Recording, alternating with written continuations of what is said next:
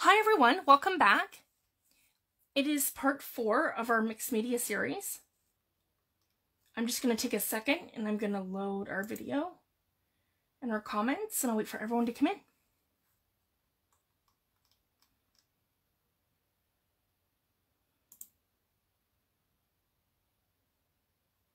Here we go. That's better.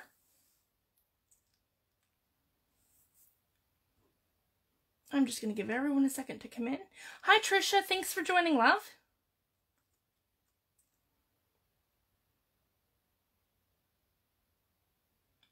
Everything looks good. So the first thing I want to do is show you guys the image transfers from parchment paper.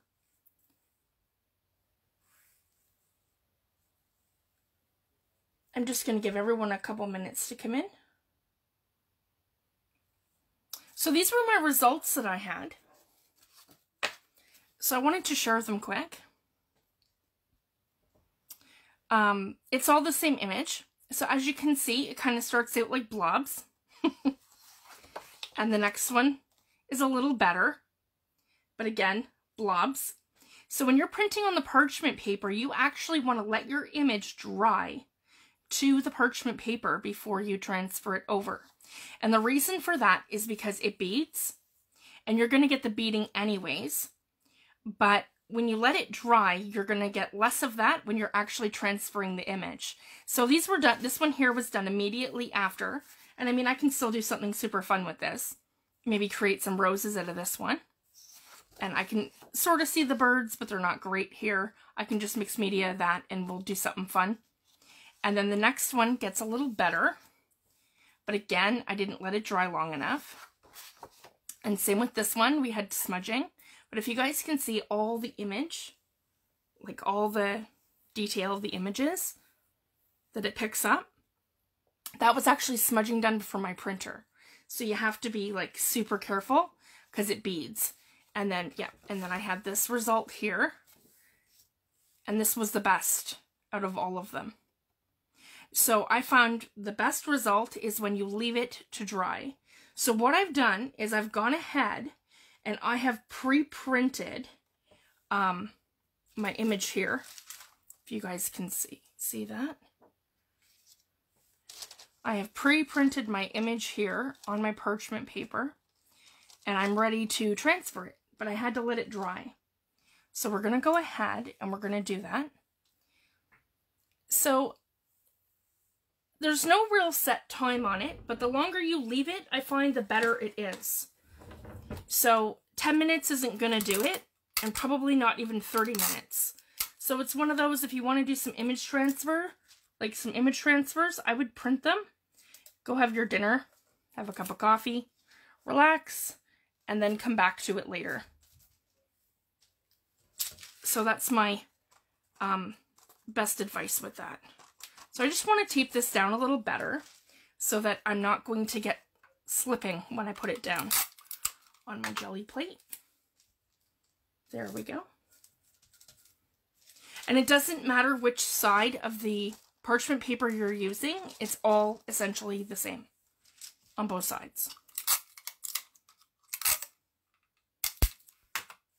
Just want to reinforce this corner so I don't slip when I'm actually on the jelly plate. And I'm going to go ahead and I'm going to transfer this. So I'm going to move these. And then I wanted to show you guys too. So this is my vellum. Sorry, not my vellum, my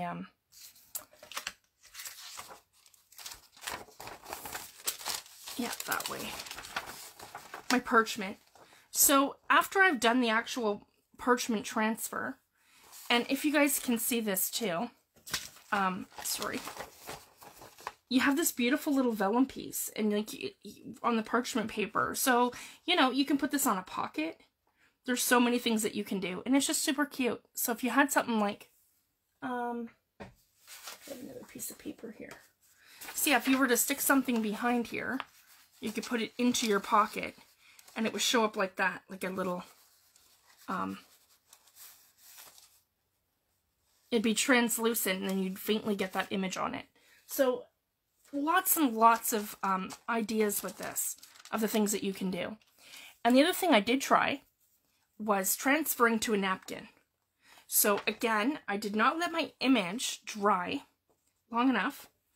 So I got a little bit of bleeding all in her hat, but I got the details of her dress, the details of her flowers that she's holding, and most of the details of her face. If you guys can see that, I'll bring it a little closer.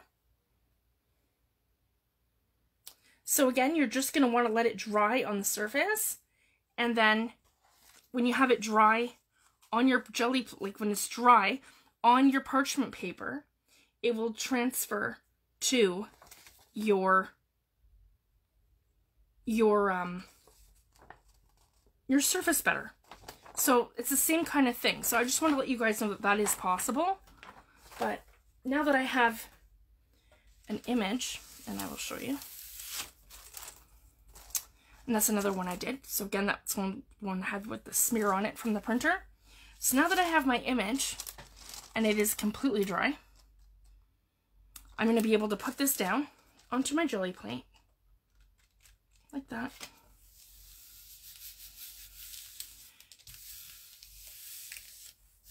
And it will come up. And I will have a much better result, because if you do it as soon as it comes out of the printer, it's going to smear and it's going to be blobs. Like this, it will be blobs. You have to let it dry onto the parchment paper in order to get a good transfer. Yeah, and those were the best too. And that was smearing for my printer. Because again, it's soaking wet when you bring it out, and it does not stick to your parchment paper. There we go. I want to make sure the whole thing transfers onto the plate.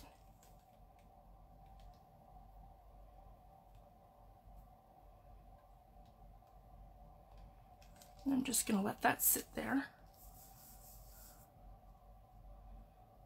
And I don't want to smear it. I just want to make sure that my paper has complete contact with my plate. Hi Sherry, hi Wendy, thanks for joining. There we go. Then I can peel that up. And I can come in with my 5x7 piece of cardstock. And I can come in like this. And this is where you're going to want to put the pressure on the surface. And this should be the best image of all, because I let this dry for about, I would say about 2 hours. And again, guys, just lots of trial and error. Video was interrupted. I'm not sure why. All right.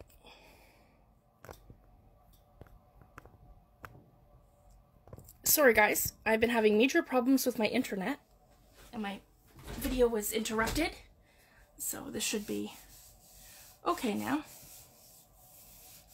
So again, we're going to pull up our image, and this one, as you guys can see, transferred the best because I let this completely dry on my parchment paper.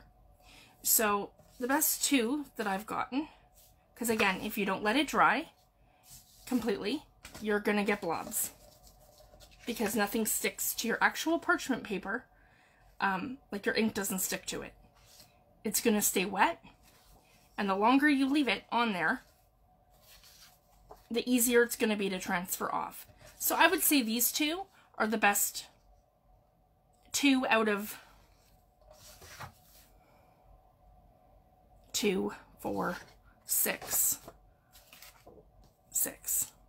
So yeah, 2 out of 6.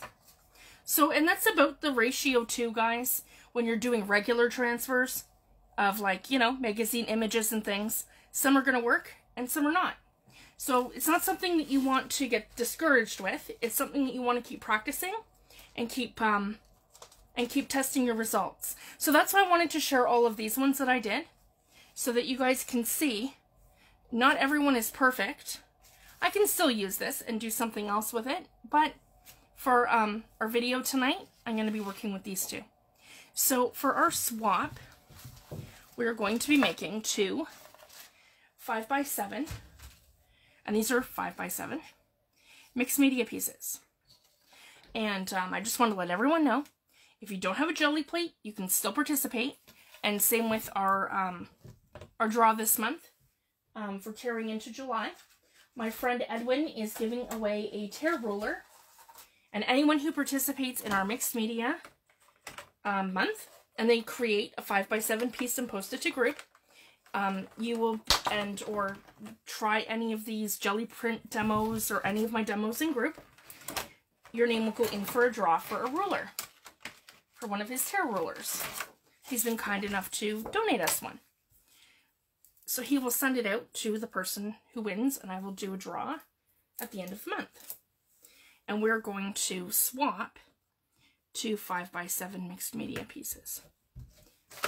So there we are. I'm just making sure I can put this back away. And this is why I like to store it between the two pieces of acetate, because it keeps it solid and clean. There we go. And now we can move right into this. So here's my two pieces that I have here. So I'm going to keep the images on here. I just want to give the background a little something.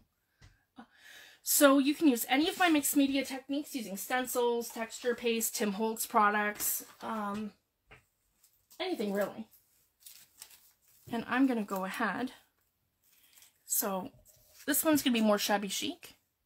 And I like that because actually this makes it look like it is vintage. So that's going to be more shabby chic, and this one is going to be more vintage. So I want to kind of grunge it up. So I have some stuff here to grunge it up. And, yep.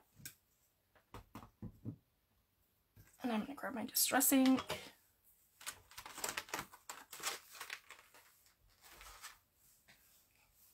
And I will use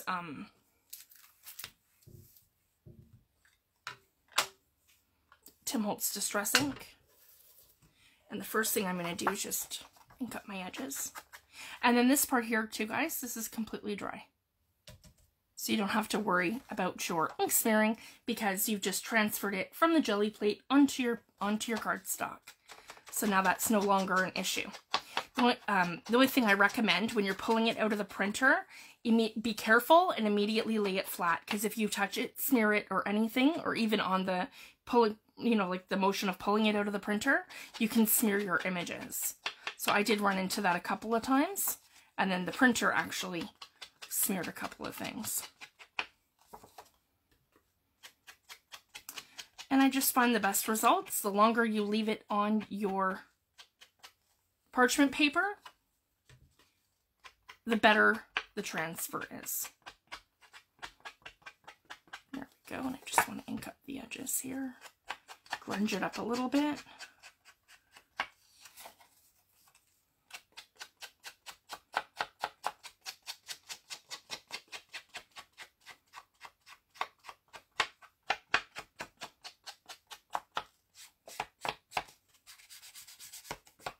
There we go. So I've inked up my edges.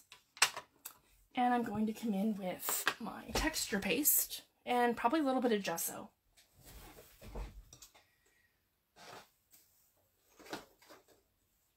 My gesso.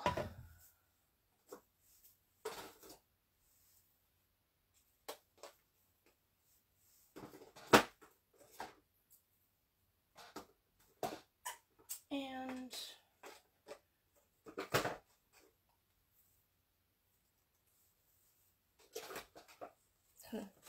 I'll use the clear.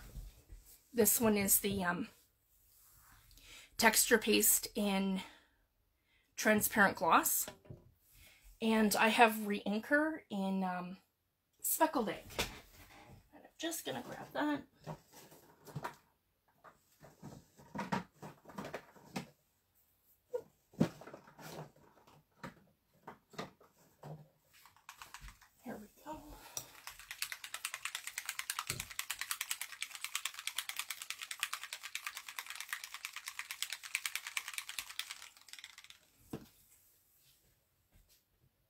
And I'm gonna want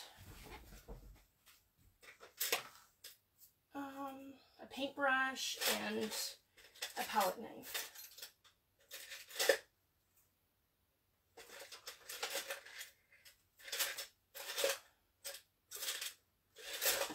I moved a pile of stuff around and I'm still trying to find everything. That never fails. Okay.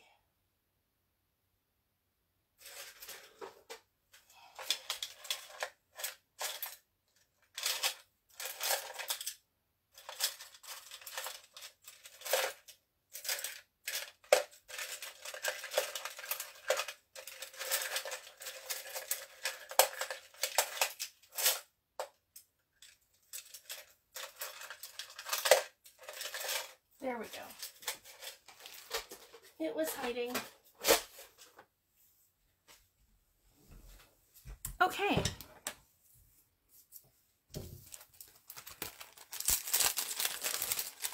So I'm using Tim Holtz Bubble Layering Stencil. And we're going to start with this one. And I'm going to come in right about... I want to stay in focus so you guys can see what I'm doing. Right about here. And I'm going to come in with some gesso.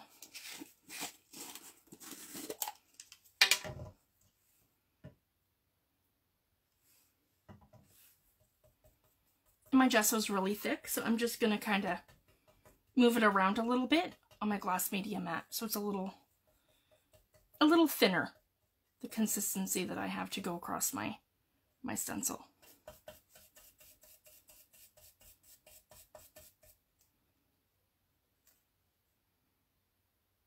There we go.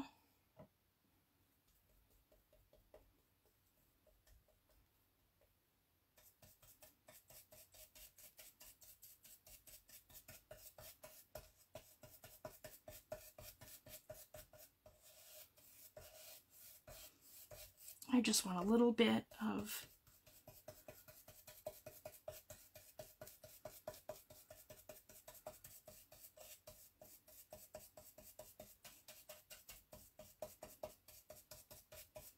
there we go.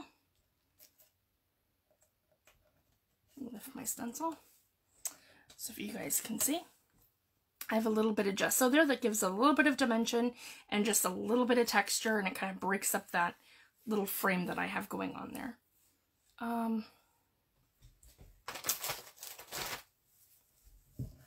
There we go.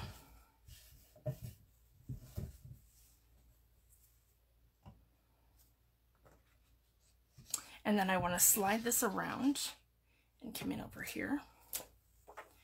And the same thing. I want to add a little bit of gesso right across the top here. And it doesn't have to be towards the whole top. I just want it like kind of framing it in. If you guys can see that. I like to have continuity and balance. And then of course my birds are my focal point in my mixed media piece. There we go. And this is just to give it a little texture. There we go. Right like that. And same thing in this corner. I'm just going to come in right like this. Just to bring that gesso in. Right into here.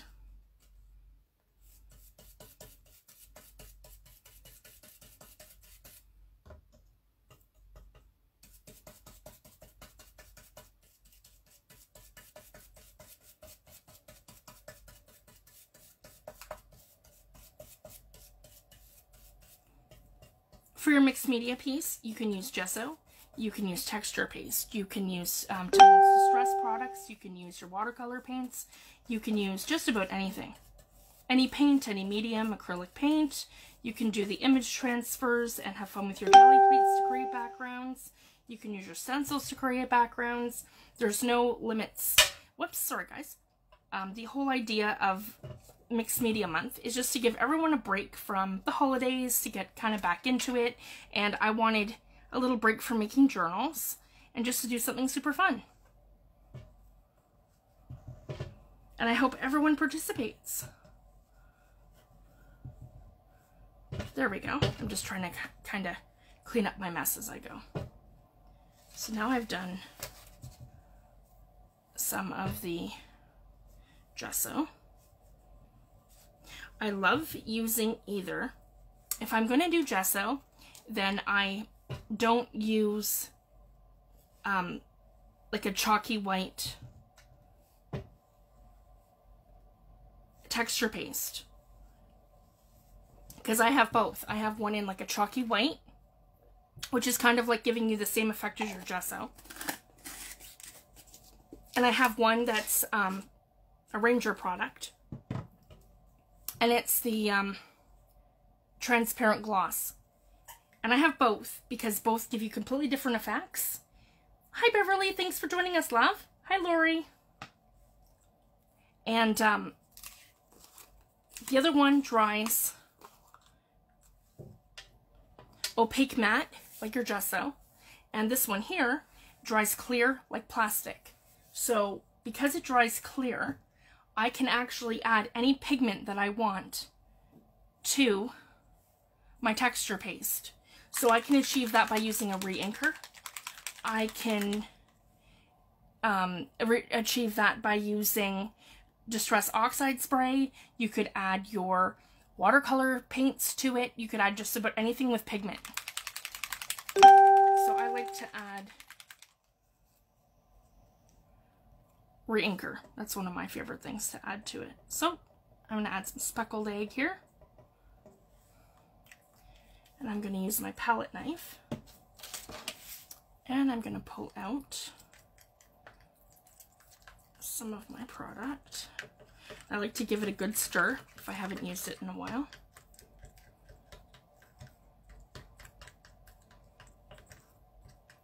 Which I have not. There we go. So I'm probably going to want to use probably something like that.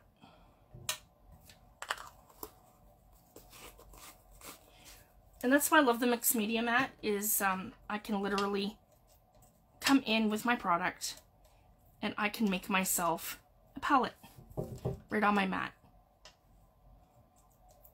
There we go. And I want a nice consistent color, and I really like that robin egg blue. It's beautiful. And I think I might add a little bit more because it's a little light. And you don't need a lot, just a drop or two.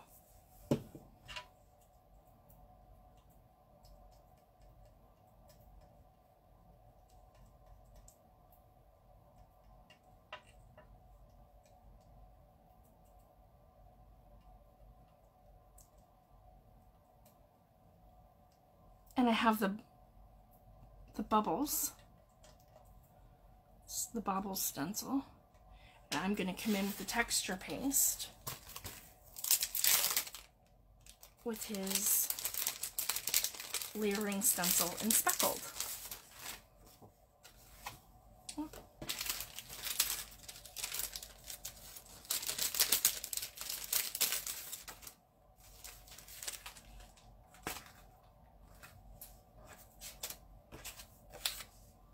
And then I can come right in and come in a little further. I'm just going to skip where the bird is to kind of give it some continuity.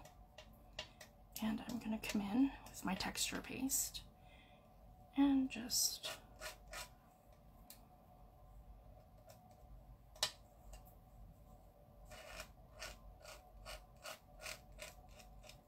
like that.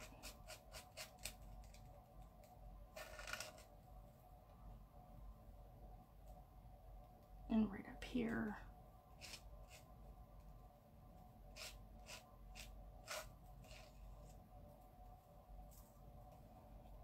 And I'm going to pull that. There we go. And I have some nice speckles there. And I can come down right like that. So I'm not interfering with that bird too much. Along the edge here. That. And I'm going to flip it this way.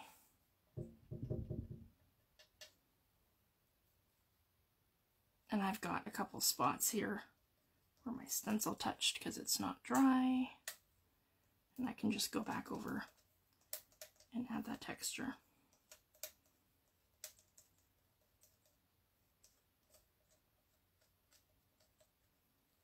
And there we go.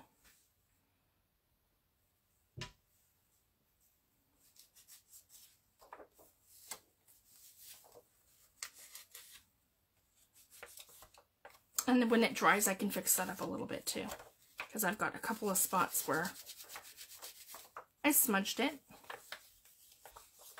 and that's okay.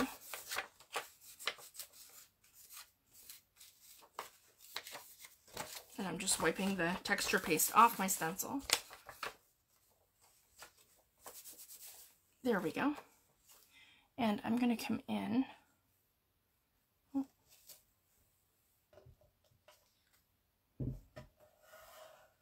There we go. You guys can see what I'm doing. And I'm going to come in right along here.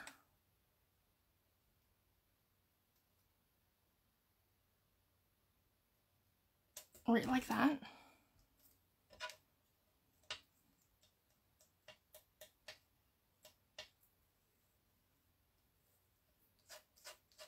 I can read my comments, so if anyone has any questions, please feel free to ask me about any of the products I'm using or how to use something, if you need help.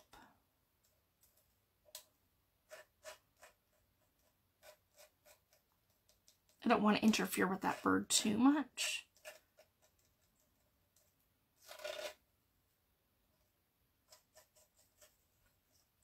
Then I'll want it a little thicker in that corner, so I'll pull my stencil just like that. And that's what I should have done for the other side, but I smeared it and that's okay, because I can cover that up with other product.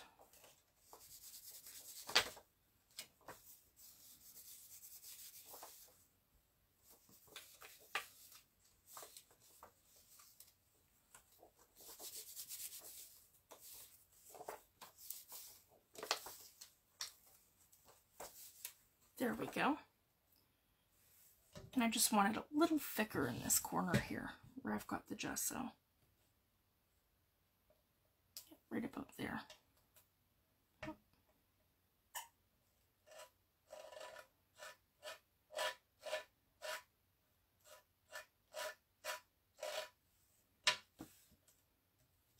There we go. It just gives it some dimension.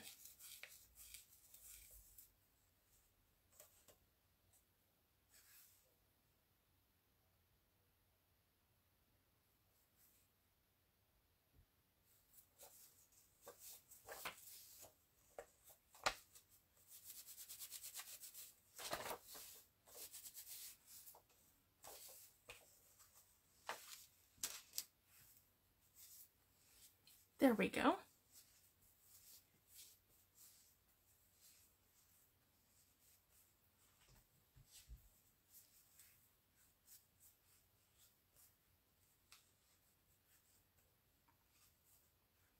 And then I'm going to let this dry for a second. And while I'm letting that one dry, I'm going to come in here and do something totally different. And for this one, I'm not going to use gesso like I did with this one. I just have that gesso for the texture, and I added the speckled egg in on the speckles stencil, the texture paste. And for this one, I'm just going to come in and use it on this one. So I have two completely different looks.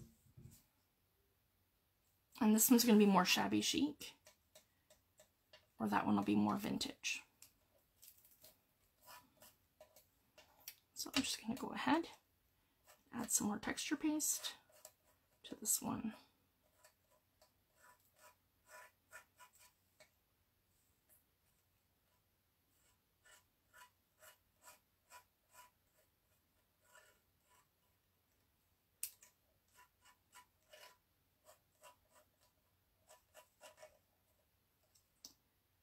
On Wednesday, I demoed how to create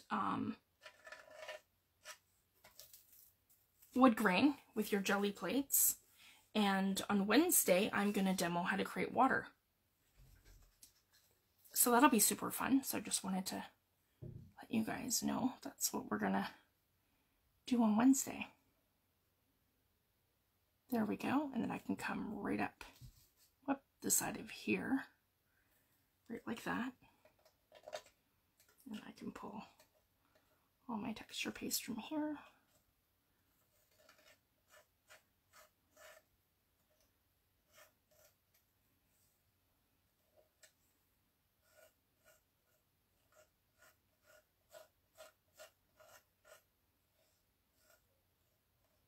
There we go.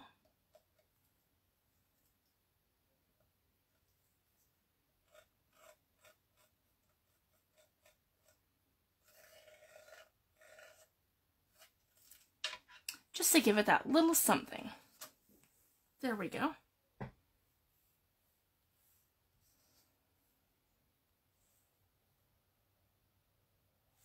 And then I want to kind of break it up along the bottom and then along the top on the opposite side. So we can do that by coming in like this and just doing a little in the corner, kind of like that. Like that.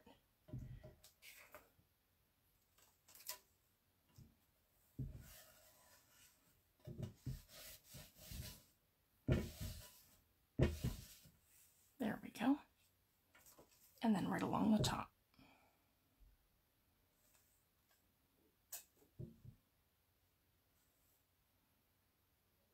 And I just like to have a look at my stencil and just kind of see where the best angle is going to be, where you have that continuity. And I think it might be right here.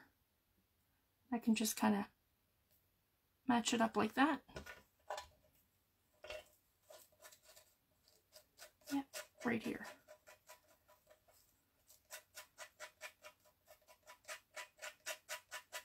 There we go. And I'm super happy with that. Yeah, and I smeared a couple spots. That's okay.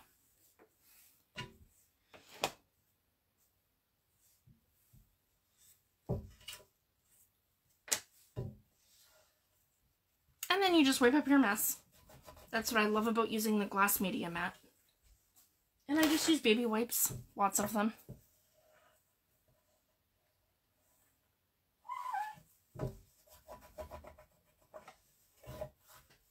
Oh, thanks, Trisha. Oh, I'm so glad, Beverly. I haven't talked to you in so long, love.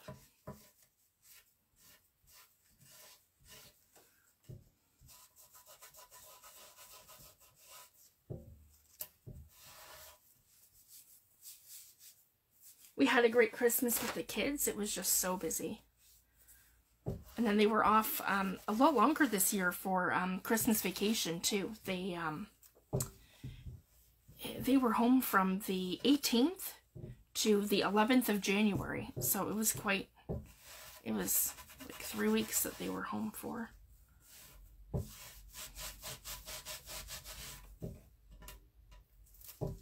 This was their first week back. There we go. And I just like to give my stencils a good wipe. They don't have to be completely clean from the texture paste, just mostly clean, because I'll soak them in soap and water after, just to wash them. But you do not want to let any of your medium dry to your stencils, because then it's really hard to get it off after. So I'm super happy with the result of that one. And then what I can do is come in with my Distress ink. And I just want to make sure that my surface is completely dry.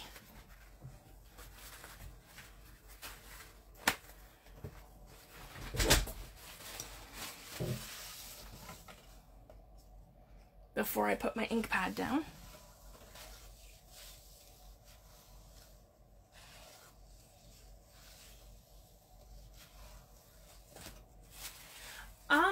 I just use the sensitive one, Wendy. These ones here are Parents' Choice. I actually, when I'm cleaning my stamps, these are fine for cleaning a mixed media mess, but I prefer Huggies or Pampers.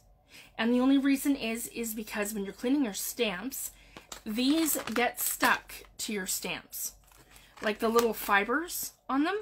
Whereas if you use Pampers or Huggies, they're actually, like, they're better quality, so they don't stick to your stamps.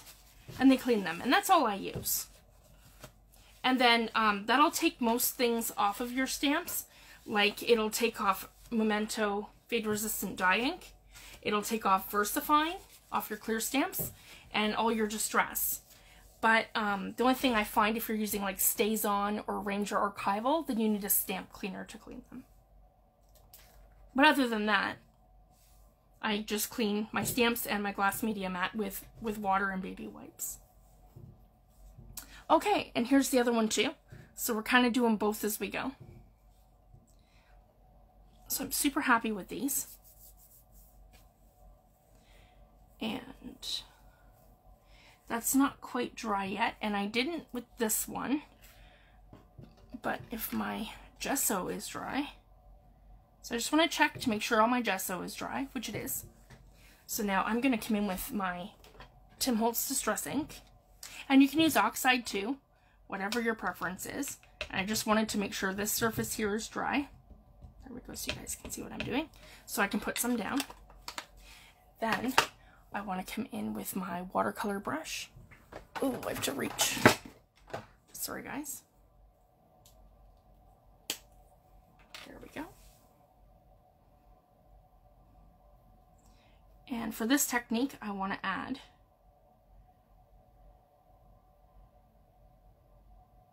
quite a bit of water. So I want this more fluid, kind of like a wash, if that makes sense. There we go. So I'm nice and fluid. And then I'm going to put my image this way, and I'll hold it here so you guys can see what I'm doing. I am doing this with a water brush. I am adding, I'm controlling it where I want it to go, over top of where I've added, there we go, where I have added my gesso. So it's kind of going like in between the crevices here, kind of thing. So just kind of help it move to where you want it. There we go. And again, maybe start it from here. There we go. And just, yeah.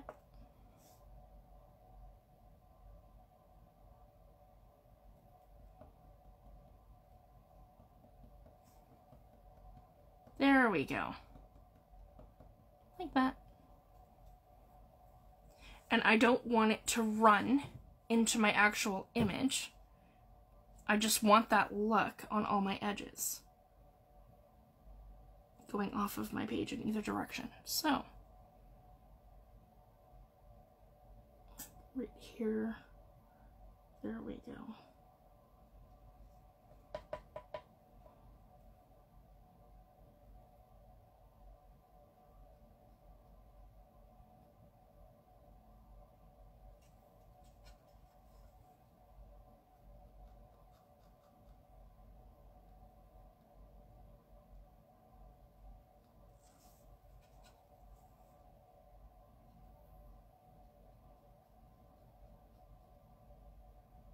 This is just to give me a little bit of a background,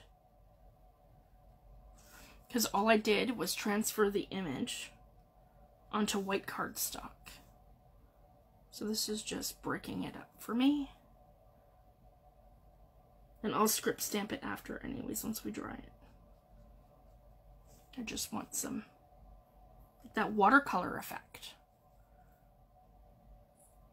I have it across the bottom now. And then I want it across my top. There we go. So I don't really want it to look like streaks. I want it to look more like just that watercolor effect. And then it's going to make my gesso pop. If you guys can see that. I can do the same thing now that my texture paste is starting to dry. I can add it here and there in between the texture paste. There we go. Break it up for continuity. Just a super fun little technique. So if you don't have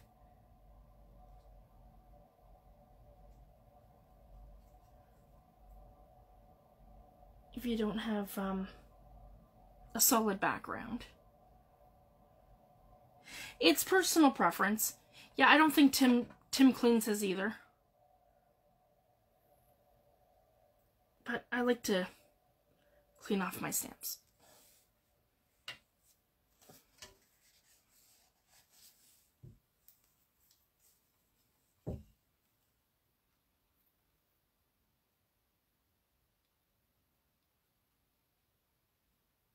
There we go.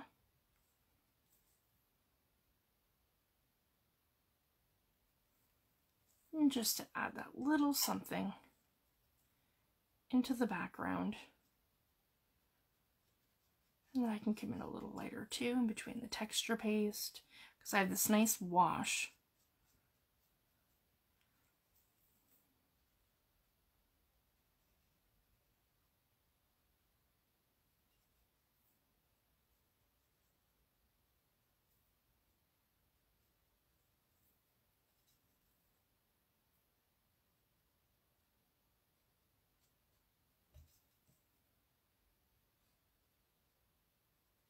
And if you wanted it darker, you could use the reinker. But I was happy with just a little bit of distress ink. And same thing, I'm just going to kind of bring it over that way and let that run. There we go. So I'm super happy with that right now. I'm going to add some stamping in there as well as soon as that dries. So, just like that. Just to give it a little something. And I need something in the bottom too, because it kind of needs to be broken up. And actually, I think I might come in with just a little bit more speckled egg. Just kind of fill in that area. So it kind of breaks it up too. Because you don't want to, you want to kind of have continuity. So I'm going to go ahead and do that.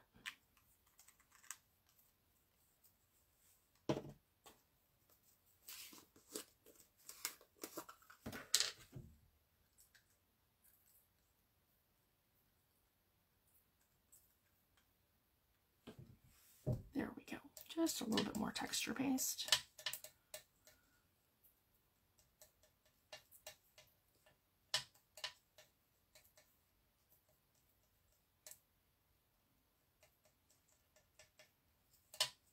And that has a very soft vintage look.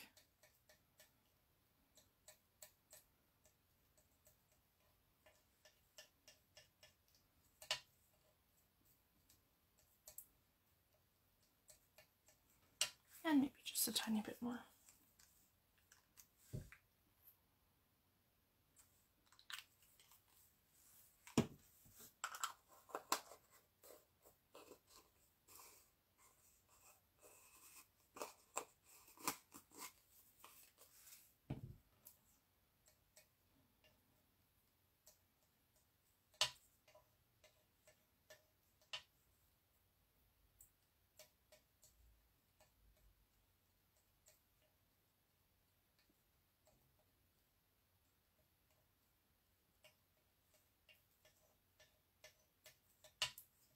There we go. I just want a good consistency. And then I'm going to come in again with this one.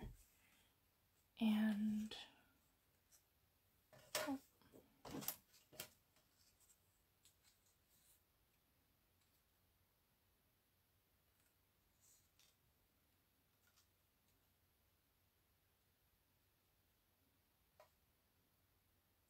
yeah, right along here.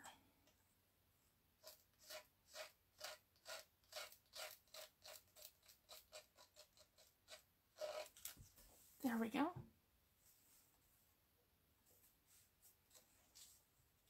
And then maybe a little bit more here.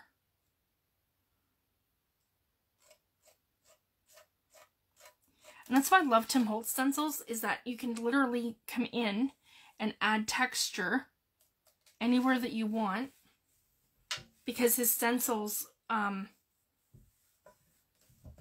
you can use them in pieces. Same with his stamps. Like how I do the script stamping, I kind of do the same method with my stencils. And then I think what I'm going to do is just go ahead and use this one, but I want to add vintage photo to it. And I have the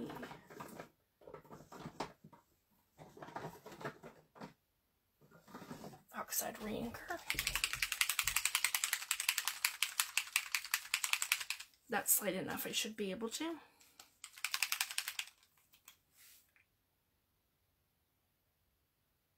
There we go. Because I just need a little bit.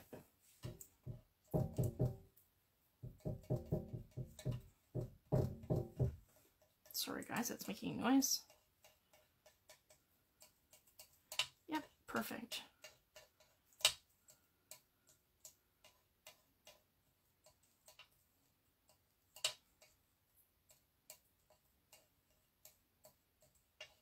So I'm going to put this one aside, up here, and I'm going to come in with this one.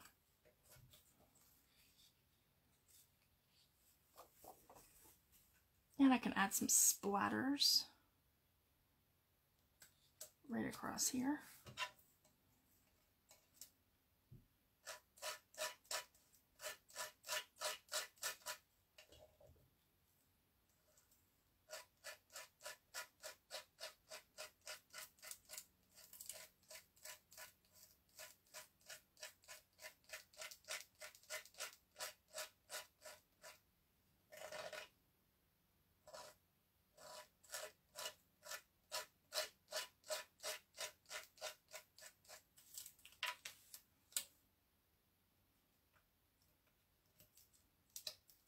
There we go.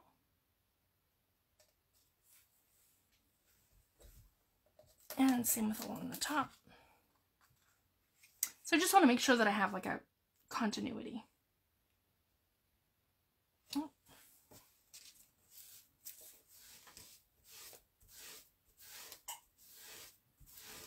I just want a clean surface on the bottom so I'm not smearing anything. And my texture paste is mostly dry on here, and I think I want it darker in this corner and then lighter as we go. Yeah, right like that. And pull it down so it's right like that.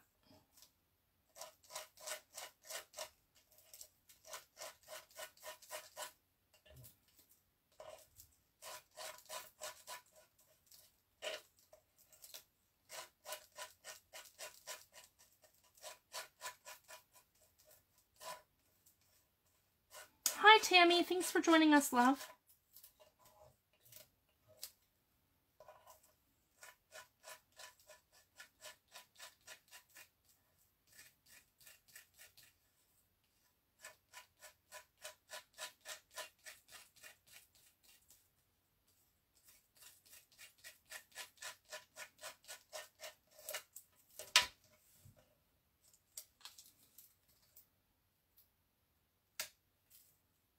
There we go. And right like that. And we'll let these ones dry. And there we go. And see, with this one, it was already like a frame, so I don't have to add the additional distress ink like I wanted to here to kind of break it up, to have, like, because it was too stark white around the image.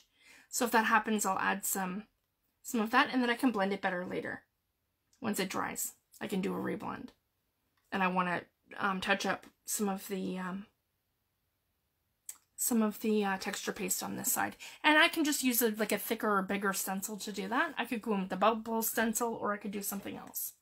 So sometimes that happens, so don't feel, you know, like you're stuck if something happens and you smudge something, or something's not completely dry, and yeah, and you smudge it, or it doesn't turn out the way you want. You can always add something else. You can layer over it. There's so many things you can do. And I'm pretty happy with those. I just want to blend that a little better once it's fully dry, because it's hard to do when the texture paste is all wet. And yeah, when these are finished, I will post them in group. Because I'm going to go over and add gilding polishes to the sides. And, yeah, as I mentioned, I want to add some more distress ink to this one. So just a nice vintage look. And it's super fun. And I did this with an image transfers, both of them, from the printer onto parchment paper and from the jelly plate. So super fun. And I transferred them onto 65-pound cardstock.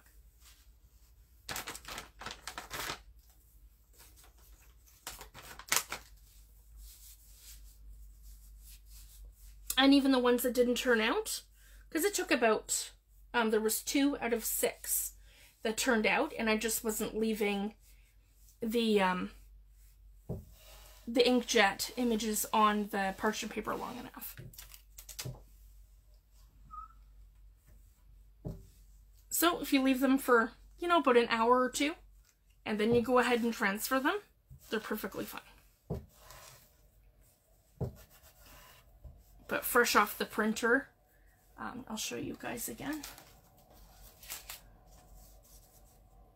Oh, I moved them over here.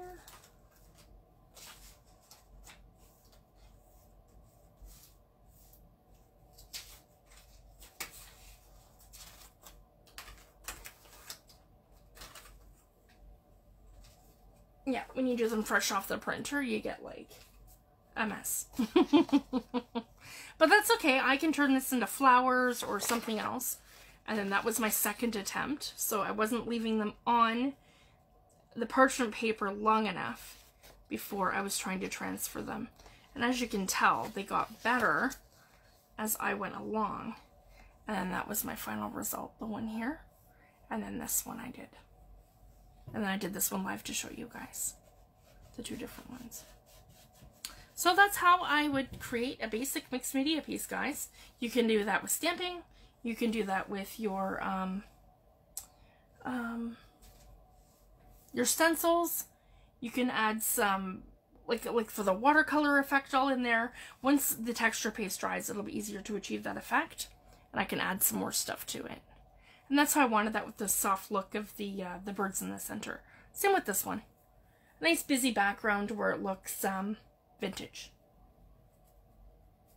So I'm going to leave it at that, guys. It's almost 11. And you guys have a great weekend.